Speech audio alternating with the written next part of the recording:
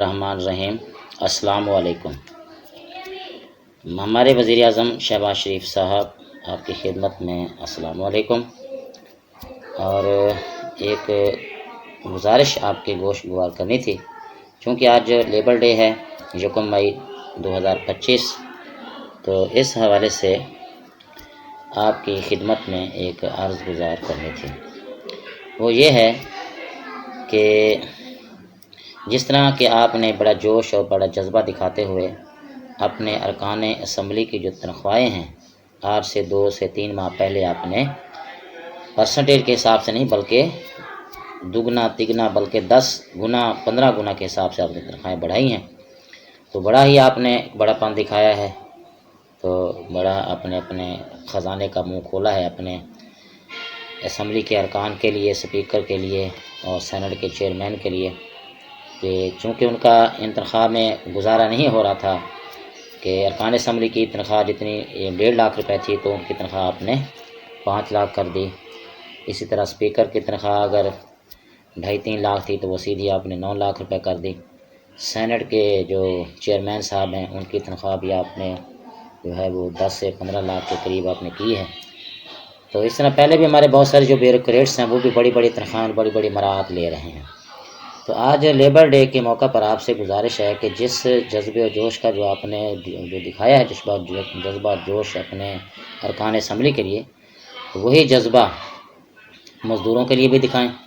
اور ان کی تنخواہیں بھی، چونکہ ان کا بھی گزارا جو ہے اب اتنی تنخواہ آپ نے ان کی رکھی ہوئی ہے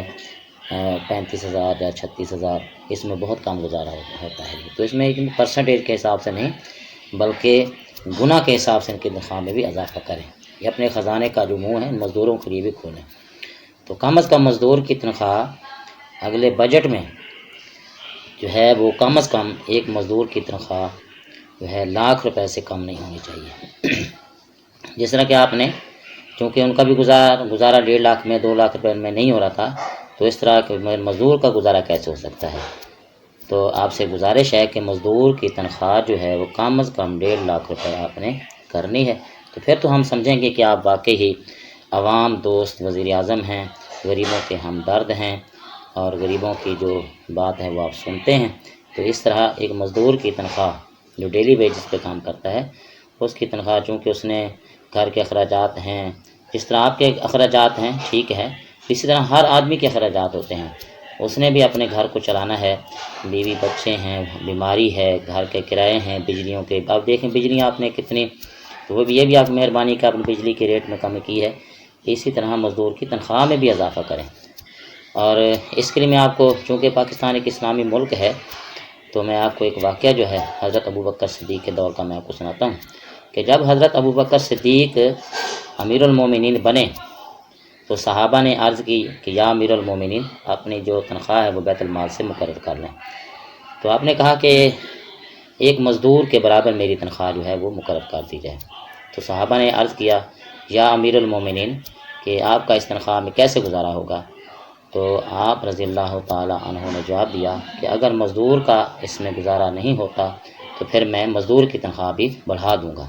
تو اس طرح اگر آپ کا گزارا نہیں ہو رہا تو مزدور کا گزارا بھی نہیں ہو رہا۔ اگر آپ نے اپنا گزارے کو سامنے رکھتے ہوئے ارکان اسمبلی کی تنخواہیں بڑھائی ہیں، بیوروکریٹس اور ججز اور یہ بڑے بڑے جو تنخواہیں بڑی بڑی لے رہے ہیں، ان کا گزارا نہیں ہو رہا تو مزدور کا گزارا کیسے ہو رہا ہے؟ تو مہربانی کر کے ان کی تنخواہوں پر جو ہے بالکل کمپرومائز نہیں ہوگا، تو یہ آپ نے کم از کم 1 لاکھ سے 1.5 لاکھ تنخواہ جو ہے مزدور کا حق بنتا ہے۔ اس مہنگائی کے دور میں انہوں نے اپنے بچے پڑھانے ہیں، تعلیم دینی ہے، بیماری ہے،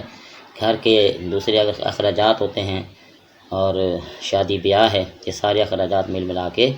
یہ 32-33 ہزار روپے میں یہ سارا کچھ مکمل نہیں ہوتا۔ ہاں اگر آپ کر سکتے ہیں، یا پھر اس کا ایک دوسرا ایک آپشن یہ بھی ہے کہ اگر آپ چاہتے ہیں کہ اسی طرح ہی رہے تو پھر آپ اپنی تمام تنخواہیں بھی اسی مزدور کے برابر لے گئے، کیونکہ پاکستان ایک اسلامی ریاست ہے اور تمام کو برابری کے جو ہیں حقوق یہاں پہ میسر ہیں،